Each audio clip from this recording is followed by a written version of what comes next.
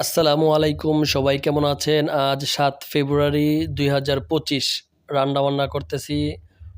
তার কারণটা হলো আজকে আমার সুমন্দির ছেলের জন্মদিন। তাই আজকে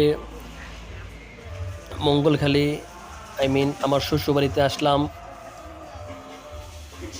সাজিদের জন্মদিন উপলক্ষে। তার আব্বু আজকে বাড়িতে বড় একটি অনুষ্ঠান করতেছে। তার সবগুলো ফুপিকে দাওয়াত দিয়েছে, সাথে তার আঙ্কেল সবাইকে। তাই আমরা আজকে শুক্রবার